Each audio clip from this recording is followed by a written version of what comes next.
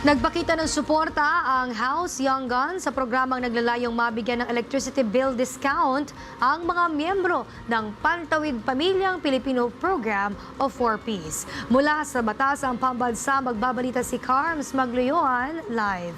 Carms. Tama ka riyan, Princess, inihihag ng House Young Guns ang kanilang buong suporta sa Lifeline Rate Subsidy Program ni Pangulong Ferdinand R. Marcos.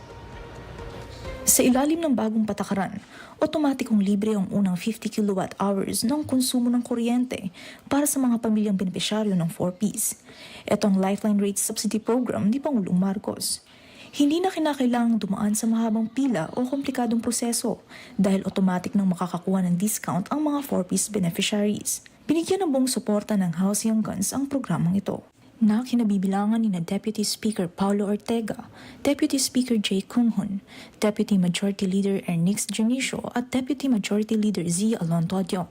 Pinuri ng grupo ang walang sawang pagtutok ng Pangulo sa pro-poor, people-centered governance. Nila, ito isang game changer sa ilalim ng Administrasyong Marcos dahil tinatanggal nito ang bureaucracy para makarating ang tulong sa mga nangangailangan ng walang delay at abala. Dagdag pa nila, malaki ang maitutulong nito sa mga pamilyang nahihirapang makabayad sa mataas na singil ng kuryente. Sapagkat marami ang mga pamilyang Pilipino ang patuloy na nahihirapan sa malaking gasto sa kuryente na kumakain ng malaking bahagi ng kanilang kita.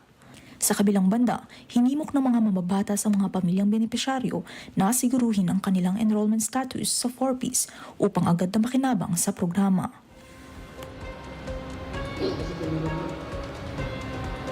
Princess, bukod riyan ay hinimok rin ng House Young Guns ang Department of Energy, Electric Cooperative at iba pang implementing agencies na tiyakin na maayos at mabilis ang pagpapatupad ng otomatikong subsidiya.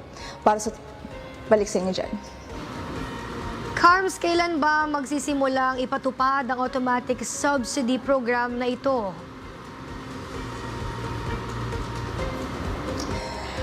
Princess, sa ngayon ay wala pang eksaktong petsa kung kailan magsisimula yung discount sa bill.